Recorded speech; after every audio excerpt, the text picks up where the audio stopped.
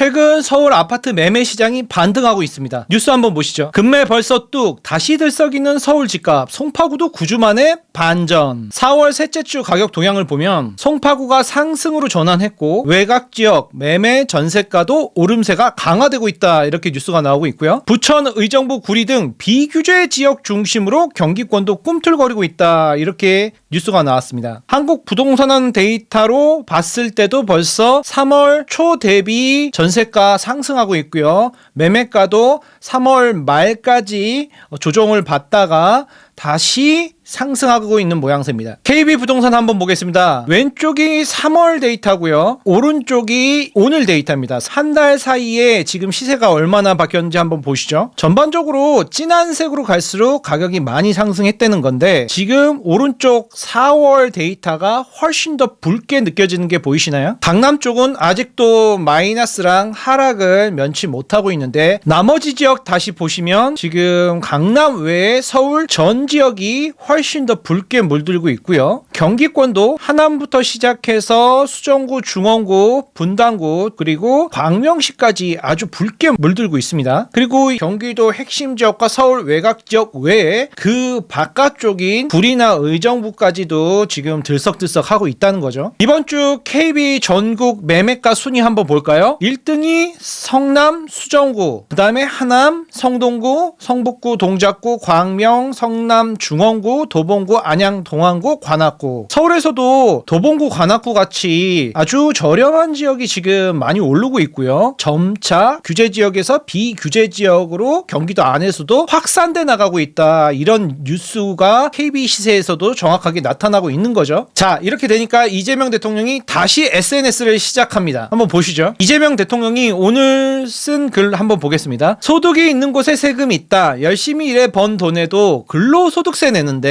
주택 양도소득에 대해서 양도세 내는 건 당연하다. 그러니까 과세를 하는 거는 당연하다, 이렇게 이야기를 하고요. 1주택을 보호하려면 실거주 기간에 실제로 살고 있는 기간에 대해서 양도세를 감면은 필요하지만 살지도 않으면서 오래 투자했다는 이유만으로 더군다나 고가주택에 대해서 양도세를 깎아주는 건 주거보호 정책이 아니라 주택투기 권장 정책입니다. 이렇게 해서 타깃이 이번엔 비거주 1주택이 됐죠. 비거주 1주택자에 대해서도 양도세 혜택을 주는 거는 맞지 않는다, 이런 내용입니다. 서울 강남 중심으로 똘똘한 한 채 사기 투기를 확산시키고 집값을 연쇄 폭등시킨 사람들, 이들을 비호하는 사람은 대체 누구일까요? 그러니까 세금 혜택을 줘서 이분들을 비호한다는 건 그런 의미겠죠? 살지도 않는 집에 오래 투기했다고 세금 깎아주는 비정상을 정상화하는 게 세금 폭탄입니까? 세금 폭탄이 아니라 이거죠. 주던 혜택을 걷어들이는데 이게 무슨 세금 폭탄이냐, 그런 정치 공세를 지금 야당에서 하니까 반박하는 의미에서 말씀하신 거고, 그리고 일부 야당이 낸 장특공제 제한 법안은 정부하고 무관한데도 마치 대통령이 법안을 낸 것처럼 조작해서 공격하고 있다, 이렇게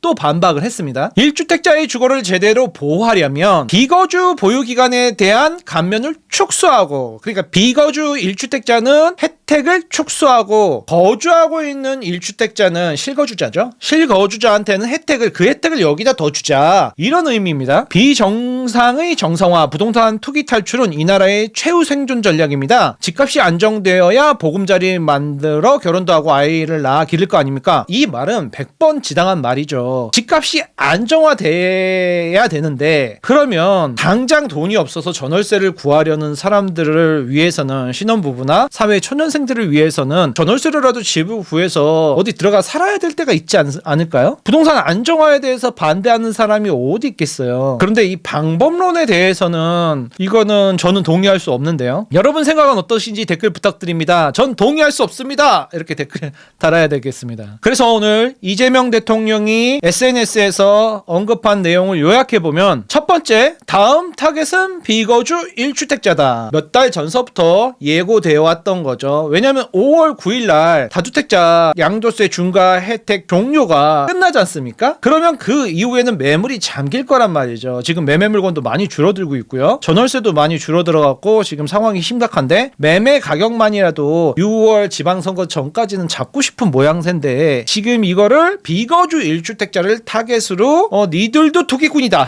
비거주 1주택자도 투기꾼이다. 근데 예외는 또 있어요. 저번에 얘기했죠. 예외적으로 학업이나 부모 봉양 때문에 비거주 1주택을 하는 사람들은 예외로 인정하겠다. 근데 그게 너무 주관적이지 않을까요? 학업 때문에 그러면 초등학교 1학년서부터 고3까지 12년을 비거주 1주택을 하면 그건 혜택을 주는 건가요? 학업이니까? 그리고 부모 봉양 이건 또 몇 년의 기간에 혜택을 주는 건가요? 그러니까 이런 너무 주관적인 잣대를 가지고 예외의 예외 원칙에서 벗어나는 예외를 자꾸 만든다는 거죠. 이 정부의 특징이죠. 그래서 비거주 1주택자는 또 뭔가요? 이것도 또 여러분들 전월세 공급자란 말이죠. 비거주 1주택자면 자기가 안 사는 집을 전월세를 놓고 있다는 거죠. 서울에 이제 전월세 놓고 있고 자기는 세종시에 가서 근무하는 공무원들 막 이럴 수 있잖아요. 이런 분들이 비거주 1주택자인데 그럼 이분들은 2년마다 집을 돌아다니면서 계속 사고 팔고 그러면서 취득로세며 이런 걸 다 내야 되는지 이게 좀 이해가 안 가고요. 두 번째, 본인이 살지도 않을 집을 사놓는 건 투기다. 그럼 서울에 집을 가지고 있는 세입자한테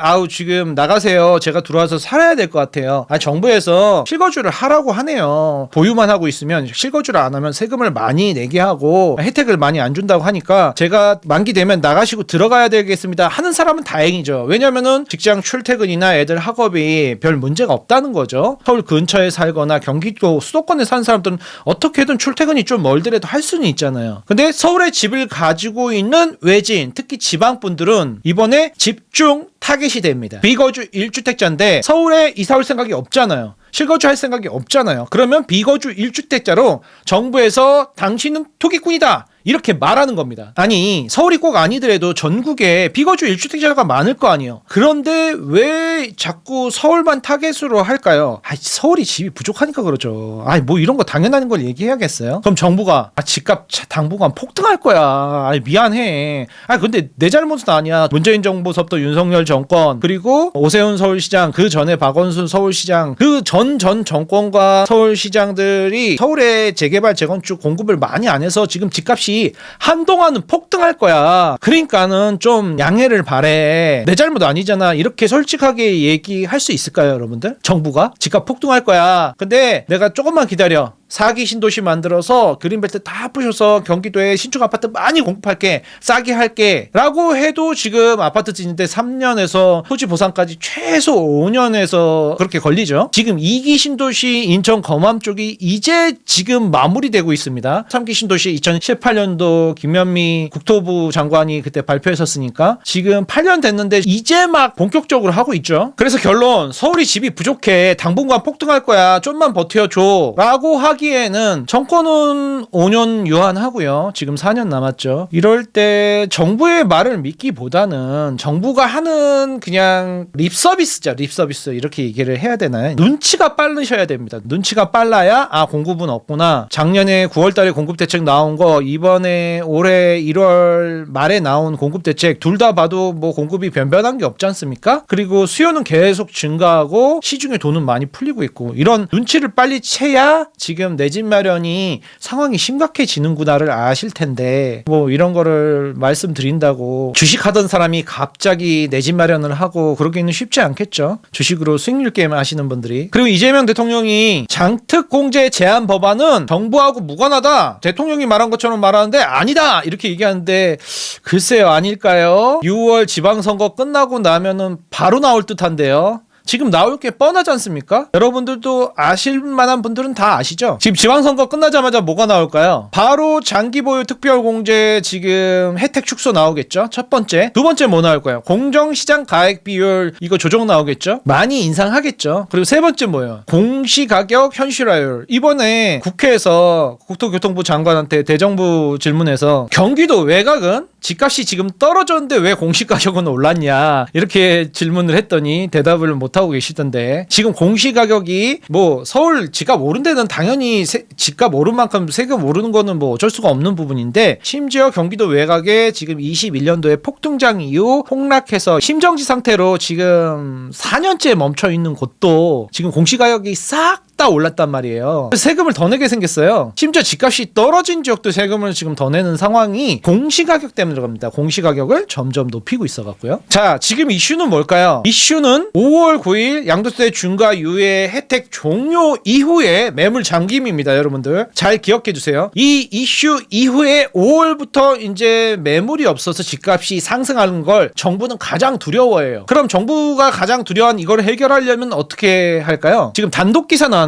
비거주 1주택자 5월 이후에 매도 허용 검토. 다주택자 중과 유예안은 별도로, 그러니까 5월 9일날 끝나는 거하고는 별도로 정부에서 대통령 지시로 후속을 추진하고 있습니다. 지금 이재명 대통령이 지난 6일 국무회의에서 비거주 1주택자에 대해서 매물을 유도할 수 있도록 회로를 마련하라 이게 주문을 했는데, 이게 여러분 이게 혜택이 아니라 앞으로 규제를 엄청 할 거니까 지금 빨리 팔어 그러면서 지난번에 다주택자 양도세 중과 유예 종료 압박하듯이 똑같은 패턴으로 하고 있는 겁니다. 전세를 끼고 집을 샀던 비거주 1주택자가 매도할 수 있는 길이 열린다. 여러분들 이럴 거면 토지를 왜 한 겁니까? 2주택서부터 지금 다주택자예요. 다주택자를 5월 9일까지 팔게 만들었어요. 그리고 비거주 1주택자 전세 낀 것도 지금 팔게 만들었어요. 그럼 토지를 그냥 해지하면 되잖아요. 토지를 해지하면 되는데 왜 토지는 설정해놓고 여기까지 시한 줄 테니까 니들 팔어, 다주택자 1주택자 전세 낀 애들 니들 팔어? 그럼 뭐예요? 토지가 다 해지되는 거잖아요. 어쨌든 요번에 전세 끼고 비거주 1주택으로 가지고 계셨던 분들은 5월부터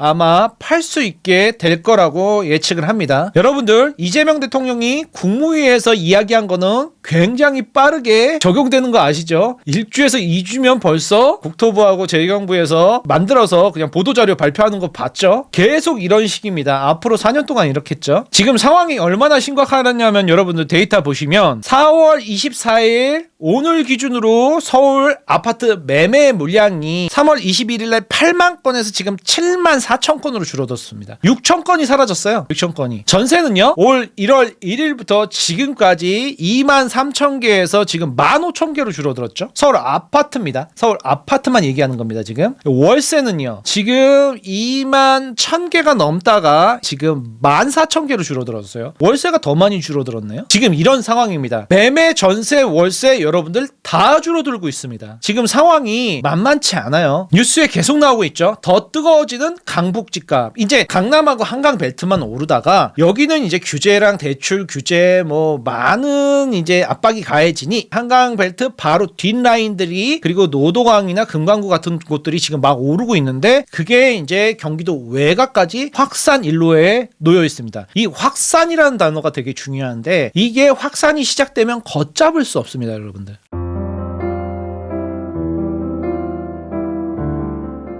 이 대통령 보유 감소만큼 거주하고 있는 사람에 대한 혜택을 늘려야 된다 이렇게 이야기를 하니까 댓글 한번 반응 볼게요. 거주하는 1주택자 세금은 깎아주고 비거주하는 1주택자에겐 세금을 더 걷는 게 상식적으로 맞다라고 댓글이 달렸고요. 아이고 이재명 대통령 감사합니다. 계속 멋진 정책 써주십시오. 역시 강남은 반드시 잡아야 합니다. 지금 강남이 잡혔죠. 네, 잡혔습니다. 또 다른 뉴스 볼게요. 이러면 누가 집 사나 장특공제 폐지 논란에 시장 혼란, 비거주 1주택자 겨냥 장특공제 폐지 시사. 이게 이재명 대통령이 내가 이렇게 얘기한 적 없다라고 자기 본인 SNS에다가 링크 건 뉴스예요. 이렇게 이야기한 적이 없으시답니다. 없으시고 뉴스가 잘못됐다는 거죠. 어쨌든 이 뉴스에도 이제 댓글을 보겠습니다. 살지도 않으면서 보유하고 있는 거에 왜 특혜를 줘야 하나? 전월세 수익이 은행 이자보다 조금 높은 정도의 수익만 가져가는 게 만드는 게 맞다 이렇게 하는데 좋아요가 200개가 넘게 달리고요. 비거주는 보유세 100배 때려라. 비거주는 매도하게 해야 된다. 이러고요. 그럼 전월세는 누가 공급하죠? LH가 공급하나요? LH 빚이 지금 엄청난데요. 작년에 지금 적자 나기 시작했던데 부동산 시장 정상화를 위한 노력에 힘을 실어주자. 그래서 다음 세대에게 기회가 주어진다. 현재는 집값이 미쳐 날뛰는 시대다. 거주하면 공제, 보유하면 과세. 네, 이런 의견들이 많습니다. 뭐 정책이 추진이 되겠네요. 반대로 30년 보유했더니 투기꾼 취급하네. 반대 의견이 있죠. 비거주 1주택은 내 집 마련 꿈을 실현할 수 있는 사다리다. 이걸 걷어차 버린다면 내 집 마련 꿈이 멀어지거나 불가능할 수밖에 없고 집주인들이 입주할 경우 전월세 대란이 일어날 수밖에 없는 구조로 결국 무주택자만 죽이는 꼴이 된다. 또 내 집을 가진다 해도 더 좋은 집으로 이사는 불가능해진다. 이런 사실도 모르면서 선무당처럼 떠드는 대통령과 그 졸개들은 한심하다. 엉뚱한 짓거리 그만하고 저렴하게 아파트를 공급할 생각이나 해라. 라면서 반대 의견도 있습니다. 비거주면 당연히 혜택을 없애야지. 살지도 않으며 보유하고 있는 이유는 투기 목적 말고 뭐 있냐? 비거주는 주거 목적이 아니지. 투기 목적이 맞지? 의견이 다른 분 반박해 보시길. 당연히 세금 부과 맞다고 본다. 투기 목적으로 살지도 않고 보유만 하는 아파트나 주택을 왜 오래 보유하고 장기 보유 공제를 해주나? 그러니까 가격만 오르지. 정책 시행될 것 같습니다. 하반기에. 네, 오늘 요약해 보겠습니다. 4월 말 서울 부동산 시장 요약. 다주택자 양도세장이 마무리되고 있습니다. 지금 물건 줄어드는 거 보이시죠? 서울 아파트 기준으로 8만 건까지 있던 물건이 지금 7만 4천 건까지 줄어들고 있습니다. 그래서 5월 9일까지가 아니라 벌써 지금 2주 전인 지금부터 매물이 급격하게 줄어들고 있기 때문에 이번 다주택자 양도세 중과 유예 종료장은 끝났다고 보시는 게 맞고요. 지금 비거주 1주택자 매도장이 5월부터 시작될 것 같습니다. 왜냐? 이게 작년 11호 대책 이후 여러분들 7개월 만에 전세를 끼고 팔 수 있는 거예요. 왜냐면 전세 낀 물건을 가지고 있으면 대출이 안 돼서 자기 내 집 마련을 못 했거든요. 또 갈아타고 싶고